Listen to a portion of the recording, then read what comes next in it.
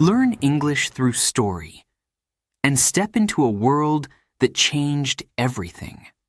In this audiobook, we travel back to the early 20th century when empires ruled, nations competed, and one spark in a small city set the world on fire. You will hear how fear grew, how alliances formed, and how millions of ordinary people were pulled into a conflict far larger than themselves. This is the story of World War I, told in clear, simple English, with a calm, documentary voice. Listen closely, because the decisions made in those years shaped the world we live in today. Chapter 1. A World Standing on the Edge. The world was changing at the start of the 20th century. A soft wind of progress touched every city. Factories grew. Railways connected long distances. New machines made life faster, louder, stronger. But beneath this progress, something else was growing. A quiet tension, a fear that no one wanted to say aloud. In Europe, the great powers watched each other. Germany was rising fast. Britain ruled the seas. France wanted safety. Russia wanted influence. Austria-Hungary tried to hold many cultures inside one empire. And the Ottoman Empire was fighting to survive in a new modern world. Each empire held its own dreams. Each empire held its own fears. And in the distance, people could feel a storm building. The streets of Paris were full of cafes, music, and new fashions. People laughed and believed the future would be bright. But soldiers in uniforms were also marching every day. New guns were tested in quiet fields. And the newspapers wrote about alliances, secret meetings, and armies growing larger. In London, ships left the port carrying goods to every corner of the world. Britain was proud of its navy. It believed no one could challenge it. Yet behind this confidence, there was worry. Germany was building new battleships, powerful steel giants that could change the balance of the seas. In Berlin, factories worked day and night. Smoke rose from chimneys as machines built weapons, rail parts, and new engines. Germany felt strong, but also surrounded. France to the west, Russia to the east. Two fronts, two dangers. In St. Petersburg, the Russian Empire faced its own problems. Millions were poor. Many were tired of the old system. But the empire wanted to show power. So it promised to protect smaller nations like Serbia. It moved its armies slowly, like a giant waking from sleep. Everywhere, people spoke about honor, alliances, and national pride. Words that sounded beautiful, but could easily turn dangerous. The Balkans were the most tense place of all, a small region, but full of history, conflict, and ambition. Serbia wanted to grow. Austria-Hungary wanted to stop it. Russia supported Serbia. Germany supported Austria-Hungary. Lines were already drawn, even before anyone fired a shot. And still, ordinary people tried to live normal lives. They worked in shops. They played music. They dreamed of love, travel, and simple happiness. They believed leaders would avoid war because war felt old, impossible, almost unthinkable in a modern world. But history does not always wait for people's hopes. In the summer of 1914, Europe was like a table full of dry wood. One spark, one small event, could start a fire that no one could stop. That spark came from a city called Sarajevo. But before that moment, before the gunshot that changed the century, something deeper was happening. Empires were nervous. They were losing trust. They felt competition in every trade route, every port, every border. They began to think not about peace, but about survival. Military plans lay ready in drawers. Mobilization schedules were prepared. Trains were waiting to move thousands of soldiers in hours, not days. The world looked peaceful on the outside, but everything was ready for war on the inside. And the people did not know. In classrooms, children studied geography. They learned the names of countries that would soon disappear from the map. In markets, families bought bread and fruit. They did not know that shortages would soon change their meals. In farms, animals grazed in quiet fields. They did not know that trenches would cut through the land like open scars. Leaders believed they could control events. They believed alliances would protect them. They believed the war, if it came, would be short. No one imagined the true disaster ahead. No one imagined millions of soldiers standing for months in deep, muddy trenches. No one imagined gas clouds rolling across the fields. No one imagined a generation lost, families broken, and cities changed forever. The world in 1914 was proud, bright, and full of energy, but also fragile. A single mistake could break it. And that mistake, that moment, was coming closer with each day. A carriage would soon drive through Sarajevo. A young man would step forward. A gunshot would echo through the streets. And when that echo reached the capitals of Europe, everything would change. The alliances would activate. The armies would move. The plans would unfold like a machine that could not be stopped. The world stood on the edge, and it was about to fall into the first global war. The question now rises in the air, like smoke from a distant fire. How did a moment so small open the door to a war so great? Chapter 2. The Spark in Sarajevo. The morning of June 28, 1914, began quietly in Sarajevo. The sun rose over the city. Shops opened. People walked through the narrow streets. Nothing looked unusual. Yet history was waiting just around the corner. Archduke Franz Ferdinand, the heir to the Austro-Hungarian Empire, arrived in the city with his wife, Sophie. They came to visit local officials. They came to show strength and unity in a region full of tension. But not everyone welcomed them. In the shadows, a small group of young men waited. They believed the empire was controlling their land. They believed Serbia should grow and become stronger. One of these young men was Gavrilo Princip.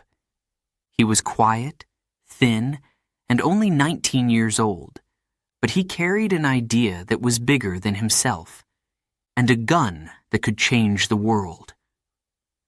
The Archduke and Sophie traveled in an open car.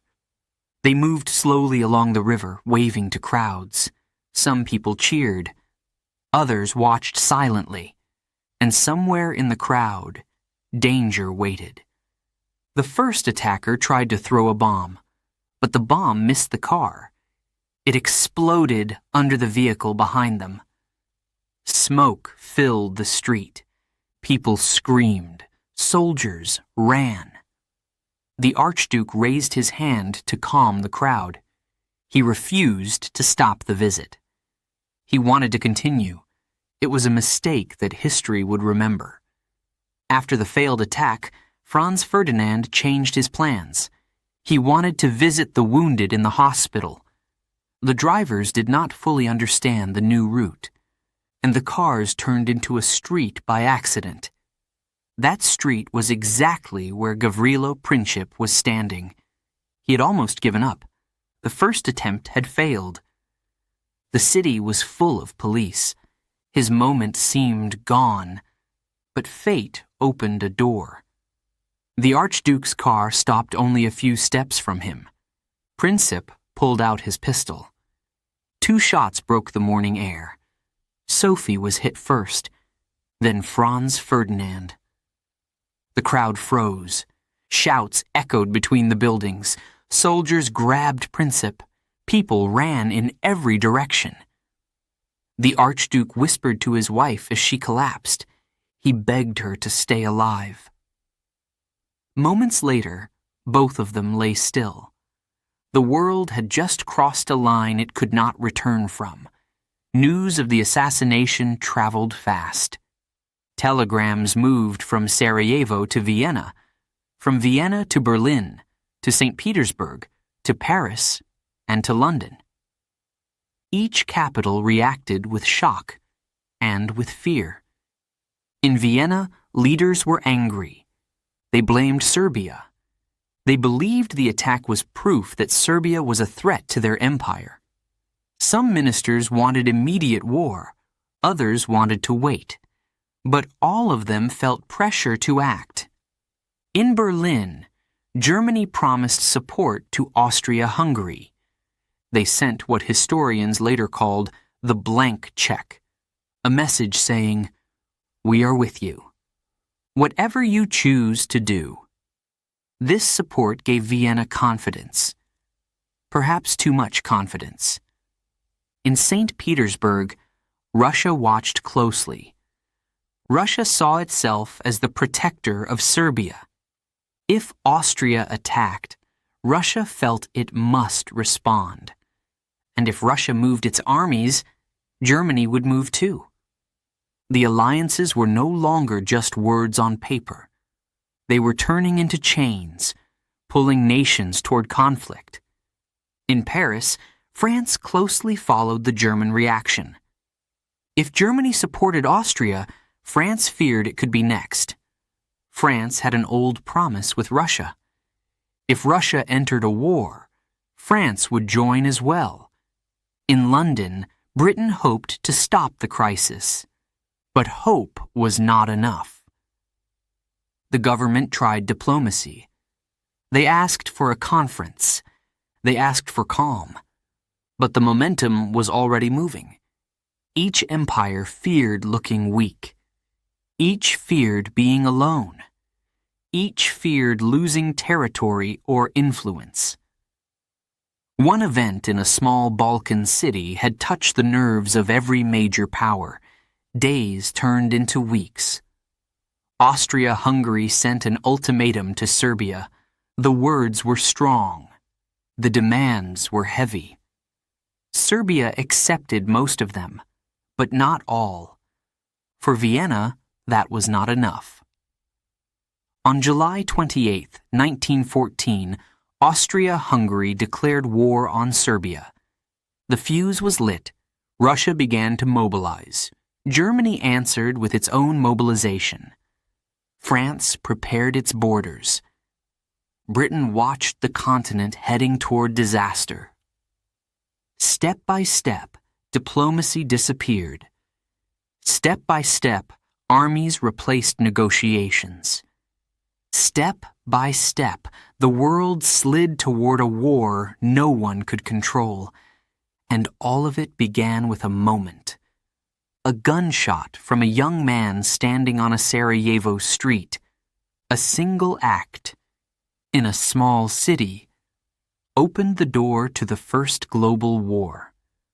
The question now rises slowly, like smoke after an explosion. Could the nations have stopped the chain before it began? Or was the world already too fragile to survive the spark in Sarajevo? Chapter 3.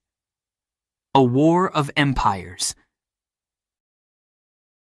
The war did not begin with one nation. It began with many. Old empires, each with long histories and deep pride, took their first steps into a conflict that would reshape the world. When Austria-Hungary declared war on Serbia, the first move was made. But behind this move stood a chain of empires watching each other, measuring each other, and preparing for what they believed was an unavoidable fight. The German Empire watched the crisis unfold with sharp eyes. Germany was young compared to other European powers, but it was strong. Its factories produced steel, cannons, and railways faster than ever. Its army was trained, disciplined, and ready. But Germany also felt surrounded. To the east was Russia. To the west was France. Two borders. Two dangers. German leaders believed that if Russia helped Serbia, Germany would have to defend Austria-Hungary. And if Germany defended Austria-Hungary, France would defend Russia. This fear pushed Germany toward a decision it hoped would be fast. But the war that followed would be anything but fast. In Vienna, Austria-Hungary believed it was fighting for survival. Its empire stretched across many cultures: Czechs, Slovaks, Hungarians, Croats, Bosnians, Ukrainians, and more. Many wanted more rights. Some wanted independence. Leaders feared the empire would break from the inside. So when the Archduke was killed, they believed a strong answer was necessary. They felt weakness would destroy them. War, they thought, would protect their future. But they did not realize that the war would become too big for them to control. Far to the east, the Russian Empire was also preparing. Russia was huge but slow. Millions lived in small villages. The country was changing, but change brought tension. The government feared revolution. The people feared hunger. But Russia also believed it had a duty to protect Serbia, its Slavic brother. So, when Austria-Hungary attacked, Russia began to move its armies. Long trains carried soldiers across endless landscapes. It was a massive action, and once started, it could not be stopped easily. This movement alarmed Germany, and alarms turn into decisions. Germany declared war on Russia. Then Germany turned west and declared war on France. The chain was tightening. France was ready, but also afraid. It had lost land to Germany many years earlier. The memory still hurt. Many French leaders believed Germany wanted to dominate Europe. If Germany attacked Russia, France feared it would be next. So France prepared its armies, pulled up maps, and studied old plans. They felt they had no choice but to defend themselves and to defend their future. Then the war spread to the seas. The British Empire, with colonies across the world, watched Germany carefully. Britain did not want war. Its people still remembered old battles and heavy losses. But Britain had a promise to Belgium. Germany demanded to cross Belgian land to reach France. Belgium refused. Germany invaded. That was enough. Britain entered the war, stating that small nations must be protected. But there was another reason, too. Britain feared a Europe controlled by one powerful empire. It wanted balance. It wanted stability. War, it believed, was necessary to protect that balance. Now 4 great empires were involved, and another soon followed. The Ottoman Empire, once strong and feared, was struggling. It had lost territories and influence. Modern armies in Europe looked faster and stronger. The empire needed allies. Germany offered support, military training, weapons, and new ships. In return, the Ottomans joined the Central Powers. They hoped the war would help them recover lost strength. They hoped victory would stop their decline. But joining the war opened new fronts across deserts, mountains, and seas. It brought hardship to soldiers and civilians alike. Step by step, empire by empire, the conflict expanded. In Berlin, leaders dreamed of quick victory. In Vienna, they hoped the war would save the empire. In St. Petersburg, they fought to protect their honor and influence. In Paris, they prepared for a long struggle. In London, they hoped their navy would change the balance. In Istanbul, they hoped for revival. Each believed it had no choice. Each believed honor, power, and survival were at risk. Each believed the war would be short. But none of them expected a war that would reach every continent, break old borders, and change the map of the world. By the end of 1914, the picture was clear. This was no longer a local crisis. This was a war of empires, a conflict where nations fought not only with weapons, but with pride, fear, ambition, and dreams that were already starting to crumble. And as the armies marched, the people of Europe began to realize a painful truth. The world they knew was slipping away, and a new, darker reality was coming. A question now rises in the silence between battles. How could so many empires enter the war with confidence, yet walk deeper into a disaster none of them truly understood? Chapter 4. Life in the Trenches.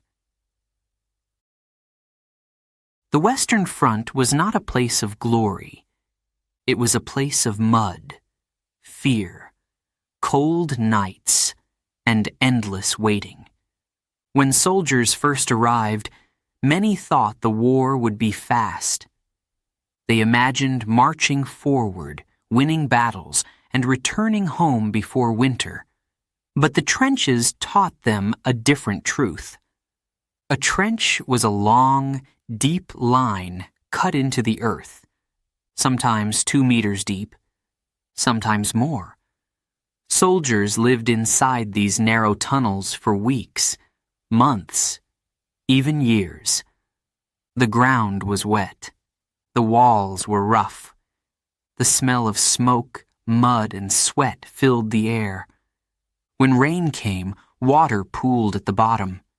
Boots became heavy. Feet stayed wet for too long. Some soldiers developed trench foot, a painful condition that came from standing in cold water for hours. Their skin swelled, their toes turned dark, and sometimes doctors had to cut parts away to save the rest. Rats were everywhere. Big, bold rats that were not afraid of humans. They ate the soldiers' food. They chewed on clothes. Some even ran across sleeping men at night. The soldiers joked about them to feel better, but the truth was simple. The trenches did not belong to humans alone. Everyday life followed a routine. At sunrise, soldiers stood ready at the top of the trench. This moment was called Stand To. They watched the enemy lines in case of an attack. Most mornings were quiet, but quiet did not mean safe. Artillery could fire at any moment.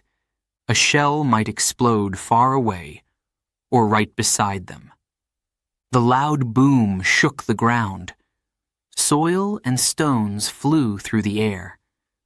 The shock pushed into their chests like a giant hand. Between the two sides lay no man's land.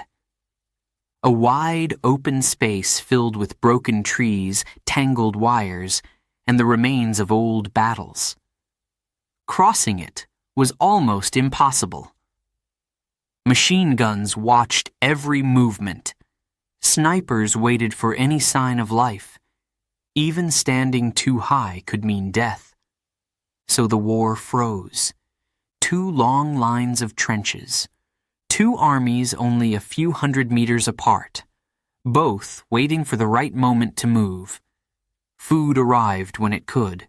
Bread became hard. Meat came from tins. Tea was the one warm comfort. Soldiers shared small fires, warming their hands, speaking softly.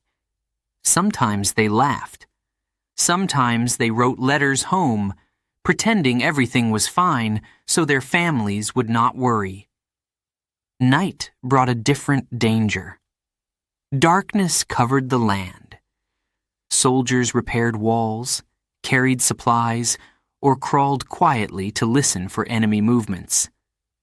These moments were full of tension. Every sound mattered. Every shadow felt alive. Sleep came in small pieces. 2 hours here, 1 hour there. Bombardments could begin at any moment.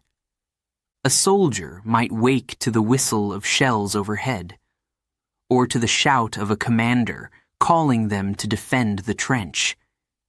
And yet, in the middle of all this, moments of humanity appeared. Soldiers shared stories from their homes, farms, cities, families, love, childhood memories. They showed photos of wives, children, and friends. Some carried small lucky objects in their pockets. A coin, a piece of cloth, a letter. These small things helped them survive the long days of fear. The trenches also changed how battles were fought. Old tactics no longer worked. Charging straight across open fields led to heavy losses. Generals learned slowly. Soldiers paid the price quickly. New weapons made the situation even worse. Machine guns cut down lines of men in seconds. Gas drifted across the trenches as a silent, deadly cloud. Masks helped, but not always. The smell burned their lungs. Eyes filled with tears. Breathing became a painful struggle. To escape the horror, soldiers wrote poems, sang songs, or carved small objects from wood. Creativity helped them forget the war for a moment, even as the guns continued to fire. Yet, not every day was full of battle. Some days were strangely quiet. Birds returned. Wind moved through the broken fields. In those moments, soldiers felt a strange mix of peace and sadness. They knew the silence would not last. Letters arrived from home, bringing hope. Mothers wrote about daily life. Wives wrote about waiting. Children asked when their fathers would return. These letters were treasures, small pieces of a world far away from the mud and fear. As winter came, the cold became another enemy. Ice formed on the trench walls. Hands shook. Breath turned into white clouds. Frostbite injured fingers and feet. Still, soldiers stayed in their posts, guarding their lines. By now, everyone understood. This war would not end soon. The trenches were not temporary. They were the new face of battle. Movement had stopped. Progress was measured in meters, not miles. Each small step forward cost dozens or hundreds of lives. The soldiers looked out across no man's land and wondered, was there another way? Was there a future beyond these muddy walls? As the night fell again, and the guns fell silent for a moment, one question echoed in the cold air. How long could human beings endure life in the trenches before the war demanded even more? Chapter 5. The Global War. The First World War did not stay inside Europe. It moved across oceans, deserts, mountains, and islands. It touched places that had never seen a European soldier before, and it pulled millions of people into a conflict they did not choose, but could not escape. When the empires entered the war, their colonies entered too. This meant Africa, the Middle East, and parts of Asia became new fronts. The war became global, stretching far beyond the muddy trenches of France and Belgium. In Africa, European powers had colonies spread across the continent. Germany controlled territories in the east and west. Britain, France, Belgium, and Portugal controlled others. As soon as the war began, these colonies became targets. Their ports were important, their resources were valuable, and their location gave armies new paths into enemy lands. British and French troops attacked German colonies. Some battles happened in thick forests. Others took place across wide savannas. In German East Africa, a German commander named Paul von Lettow-Vorbeck led a long resistance. He did not have many soldiers, but he moved fast, used the land well, and kept British forces busy for years. Many African soldiers fought on both sides, carrying supplies, guiding armies, and joining battles. Some had never even heard of Europe, yet they fought in a war created far away from their homes. The Middle East became another major front. The Ottoman Empire controlled large territories: modern-day Turkey, Iraq, Syria, Lebanon, Jordan, Palestine, and parts of the Arabian Peninsula. When the Ottomans joined the Central Powers, these lands became important for both sides. Britain and France looked at the region's resources. Oil was becoming essential for modern weapons and ships.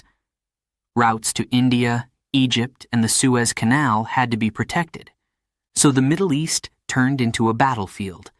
In Mesopotamia, British and Indian soldiers fought through rivers and heat. Some battles ended in victory. Others ended in disaster. The Siege of Kut, for example, saw thousands of British and Indian troops trapped and forced to surrender. It was one of the worst defeats of the British Empire during the war. Farther west, the Gallipoli campaign tried to break through the Ottoman defenses near the Dardanelles.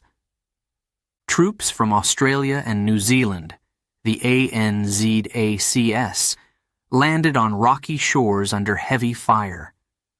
They climbed steep hills, fought in narrow cliffs, and suffered huge losses. Months passed with little progress. In the end, the Allies withdrew.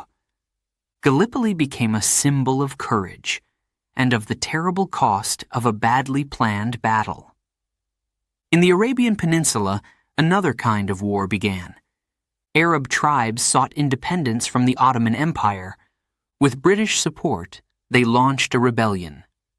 Small groups moved quickly across the desert, striking Ottoman posts, cutting rail lines, and disrupting supplies. The desert became a silent front, full of long rides, hidden camps, and sudden raids. Asia also felt the war. Japan joined the Allies early, hoping to expand its influence. Japanese forces captured German-controlled territories in China and the Pacific. Small islands, unknown to most Europeans, suddenly became pieces in a global game of power. In India, millions supported the British war effort. Indian soldiers fought in Europe, Africa, and the Middle East. They marched through snow, deserts, and cities far from home. Many believed helping Britain would bring political reforms later. But when the war ended, their hopes met disappointment, planting seeds for future movements. China also joined the Allies. It sent laborers, tens of thousands of them, to Europe. They worked behind the lines, repairing roads, digging trenches, carrying supplies. Their work was vital, even if their names were rarely remembered. Around the world, ships became targets too. Submarines hunted trade routes. German U-boats attacked any ship that carried supplies to Britain or France. Merchant sailors from every continent faced danger on the open sea. The global war was not only about battlefields. Resources mattered. Oil, rubber, metal, food, everything became part of the war effort. Colonies were pressured to send more men, more materials, more money. For many people, life became harder as the war took what little they had. Yet, in all these places, people showed courage. African carriers marched long distances carrying heavy loads. Indian soldiers held their lines under burning sun or freezing wind. Arab fighters crossed deserts under the night sky. Australian and New Zealand troops faced cliffs and bullets with determination. Chinese laborers worked quietly, rebuilding roads destroyed by shells. Most of them would never see the leaders who made the decisions. Most would never know the full story of why the war began. But their efforts shaped the outcome of the conflict. By 1916, it was clear. This was not a European war. It was a world war. A war where distant lands became key pieces, where millions of people who had no voice in the conflict still carried its weight. The question now rises like heat over a desert horizon. If the war had reached every corner of the globe, how much further could it spread before the world reached its breaking point? Chapter 6. New Weapons, New Pain.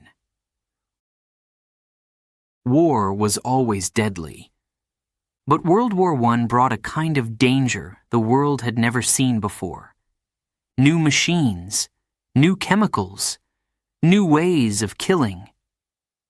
Technology was moving faster than humanity. And soldiers felt this change every day. Before the war, generals still believed in old tactics, bold charges, beautiful uniforms, quick battles. But in the trenches, these ideas died quickly. The machine gun changed everything. It could fire hundreds of bullets in 1 minute. An entire line of soldiers could fall before taking 10 steps. When commanders ordered attacks across open fields, soldiers knew what waited for them. The sound of machine guns echoed like metal thunder. It cut through the air and through hope. Artillery became the most feared weapon. Huge cannons sat miles behind the lines. They fired shells that screamed across the sky. Some exploded on impact, sending sharp metal in every direction. Others buried themselves in the ground before blowing apart, lifting soil, bodies, and equipment into the air. The ground shook with every blast. Soldiers felt the explosions deep in their bones. Many lived with a constant tremble. It was not fear alone. It was the body reacting to endless shock waves. Some soldiers could not sleep without hearing the whistle of shells in their dreams. Then came the weapon that terrified everyone: gas. The first major gas attack happened in 1915. A green-yellow cloud drifted across no man's land. Soldiers watched it move slowly, like fog. They did not know what it was, but when it reached the trenches, men began to choke. They fell to their knees. Their lungs burned, their eyes filled with tears. The gas turned the air itself into an enemy. Masks were created, but early versions were weak. Cloth covers, wet pads, anything to block the poison. Later masks improved, but fear remained. Every strange smell could mean death. Flamethrowers appeared next. They shot streams of fire toward enemy trenches. The fire roared with a loud hiss. It filled the night with orange light. Soldiers on both sides feared this weapon. It brought a kind of destruction that felt personal, close, and impossible to escape. Above the trenches, a new battlefield opened in the sky. Airplanes were still new inventions. At first, pilots only watched the enemy from above.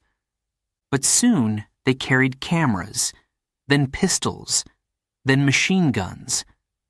Dogfights became deadly dances in the clouds. Planes spiraled, dived, and crashed in fields below. The sky, once a symbol of freedom, became another place of danger.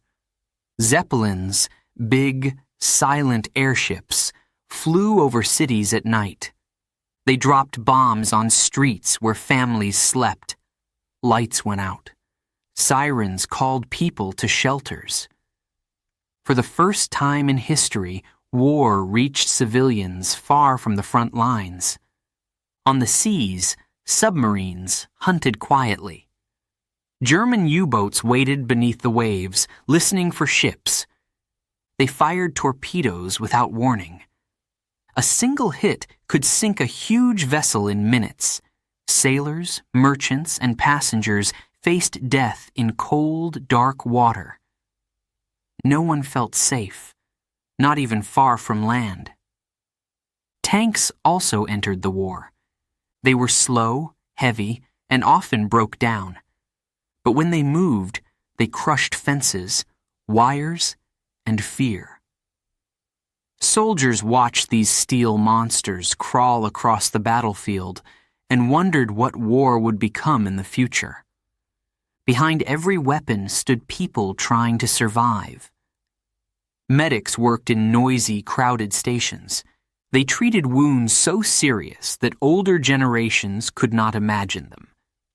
Explosions tore limbs. Gas burned lungs. Machine guns left deep lines of injury across bodies. The smell of medicine mixed with mud and blood. Ambulance drivers risked their lives moving across dangerous roads. Stretchers carried men who whispered for water, for help, for their mothers.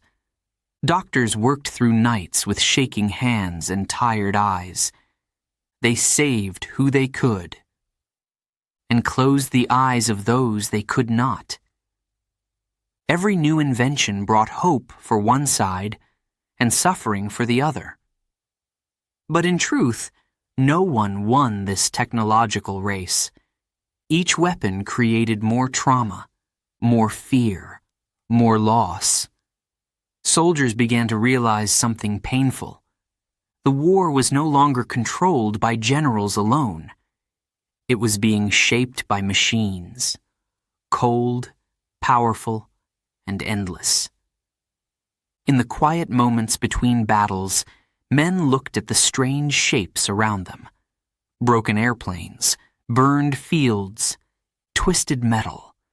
The world seemed changed by these new tools of destruction. It was as if nature itself was disappearing behind smoke and steel. By 1916, the war had entered a new phase. Battles lasted months, not days. The land turned into a mix of craters and trenches. Cities shook from distant artillery. And the question grew heavier each day. With weapons becoming more deadly, and with suffering growing deeper, How much longer could human beings endure a war shaped by the machines they had created? Chapter 7. The Home Front. While soldiers fought in the trenches, another battle took place far from the front lines. It was quieter, slower, but just as important. It was the struggle of families, workers, and entire societies trying to survive a world turned upside down. This was the home front, the war behind the war. When the fighting began in 1914, many people believed it would end quickly. They waved goodbye to sons, husbands, and brothers. Crowds cheered at train stations. Flags waved in the air. But as months turned into years, the excitement disappeared, and a heavy, silent fear took its place. In cities, daily life changed completely. Factories that once made clothes or tools now made rifles, shells, and uniforms. Women replaced men in workshops. Their hands learned new skills: welding metal, building engines, testing machines. They worked long hours. They carried both their homes and the industry on their shoulders. For many, it was the first time they earned their own money. But the reason behind it, the war, made every moment feel heavy. Food became a constant worry. Ships carrying supplies were attacked at sea. Farmers were at the front instead of working in their fields. So governments created rationing. People stood in long lines to receive bread, sugar, oil, and potatoes. Sometimes there was enough. Sometimes there wasn't. Mothers cooked with whatever they could find. Children asked for more, but families learned to eat less. In some countries, hunger became another enemy. Thin faces, tired bodies, and empty plates became a normal part of life. Propaganda filled newspapers and posters. Governments needed people to stay strong, to work harder, to believe victory was close. Posters showed soldiers smiling. They showed brave men and heroic nurses. But they did not show the mud, the fear, or the pain of the trenches. They showed only hope, because hope kept factories working. In schools, children collected metal, paper, and rubber. Everything could be used for weapons or equipment.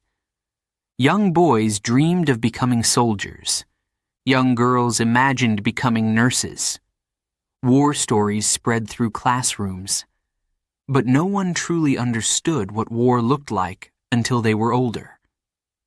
Letters became the most precious objects in the world. A small envelope, a familiar handwriting, a simple greeting. These brought life back into homes. A letter saying, "I'm safe," was enough to make a mother cry with relief.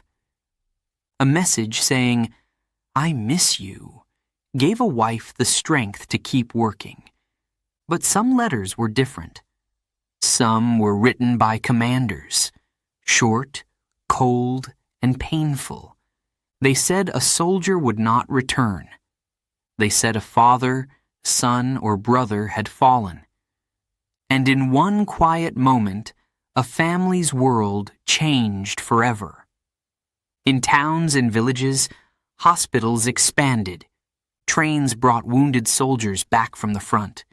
Nurses rushed from bed to bed. They cleaned wounds, changed bandages, and whispered gentle words. They tried to comfort men who had seen too much. Some soldiers returned without limbs. Others returned with invisible wounds. Fear, silence, nightmares. Their eyes carried the memory of the trenches long after their bodies had left them. Farmers, even without enough hands, tried to grow as much as possible. Fields were plowed by women, older men, and sometimes by horses already tired from transport work. Harvests were smaller. Weather was unpredictable, and the need never stopped. In some cities, strikes began. Workers were tired. Salaries were low. Prices were high. Governments feared these strikes because without factories, the armies would have no weapons. So they made promises. Sometimes they kept them. Sometimes they didn't. In the countryside, families gathered around radios and newspapers. They read about battles in places they had never heard of. Verdun, Gallipoli, Somme, Ypres, names that would become symbols of suffering. Each headline brought new worry. Thousands lost, lines unchanged. Another winter coming. People asked themselves the same questions every night. When will this end? Will my loved one return? Will life ever go back to normal? And yet, despite fear and exhaustion, people continued. They worked, they prayed, they wrote letters, they shared small moments of joy, a warm meal, a friendly visit, a quiet sunset. Human strength appeared in the smallest acts. By 1917, the home front was fragile. Hunger grew, hope weakened. Families had been waiting too long, but their sacrifices kept the armies alive. Without them, without the workers, farmers, nurses, mothers, and children, the war would have ended much earlier. As the conflict dragged on, one question echoed in every home across Europe and beyond. How much more could ordinary people give before their spirits reached their breaking point? Chapter 8. The Fall of Giants. By the third year of the war, the world was tired. Armies were tired. Families were tired. Even the great empires that once looked powerful now stood on shaking ground. The war had become too long, too heavy, too costly. And slowly, one by one, the giants of Europe began to fall. The first signs came from the Eastern Front. Russia had entered the war with millions of soldiers, huge land, and great ambition. But its army suffered early losses. Supplies were low. Factories could not produce enough weapons. And soldiers fought with thin coats, old rifles, and almost no food. Winter hit them harder than bullets. At home, the Russian people suffered even more. Bread was scarce, fuel was expensive, long lines filled the streets. Anger spread through cities. People whispered that the Tsar was failing them. Whispers turned into protests. Protests turned into revolution. In early 1917, the Russian Empire broke from the inside. The Tsar stepped down. A temporary government tried to continue the war, but the people had had enough. Later that year, a second revolution brought new leaders who promised peace, and they acted fast. Russia signed a treaty and left the war. The Eastern Front fell silent like a long, painful sigh. Germany celebrated. Finally, it could move its soldiers from east to west. They believed this would change everything, but the cost of the war was already deeper than they realized. Germany itself was in crisis. The British naval blockade cut off supplies. Food shipments could not enter. Families faced cold winters and empty tables. Children grew thinner. People waited for hours to buy a loaf of bread. In the streets, frustration grew. Workers demanded more pay. Mothers demanded more food. Soldiers on leave told stories of hopeless trenches. Meanwhile, across the ocean, a new force entered the war: the United States. In 1917, America joined the Allies. Fresh troops, new supplies, strong industry. The balance began to shift. The German leadership knew they needed a final, massive attack before American power became too strong. So in 1918, Germany launched a huge offensive on the Western Front. It was fast. It was fierce. And for a moment, it seemed unstoppable. But speed was not enough. German soldiers pushed forward without rest. They captured towns. They broke lines. But they also became exhausted. Their supply lines stretched too far. They had no reinforcements left. Then the Allies counterattacked. With American troops now arriving by the thousands, the line pushed back. What Germany won in weeks, it lost in days. In Vienna, things were no better. The Austro-Hungarian Empire was falling apart. Too many cultures, too many languages, too many demands. Hungarians wanted independence. Czechs wanted independence. Croats wanted independence. The empire was breaking into pieces like glass under pressure. In the Ottoman Empire, defeat spread too. British forces advanced through the Middle East.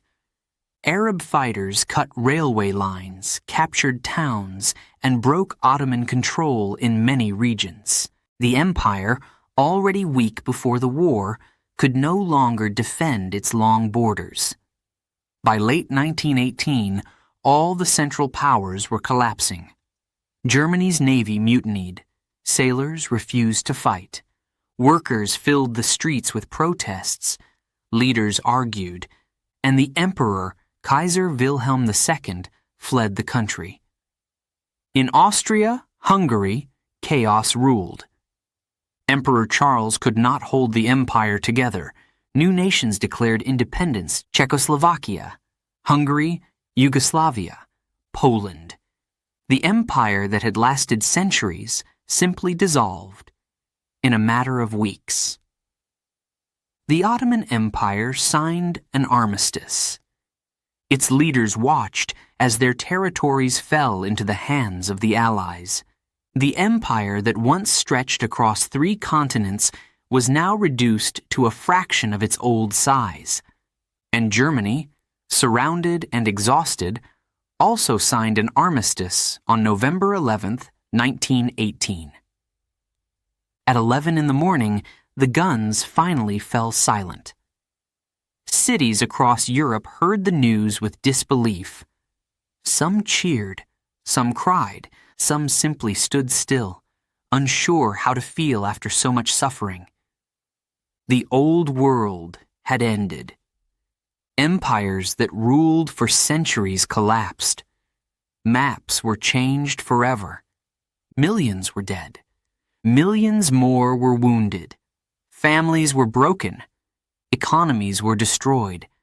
And the people looked at the ruins around them and wondered how to begin again.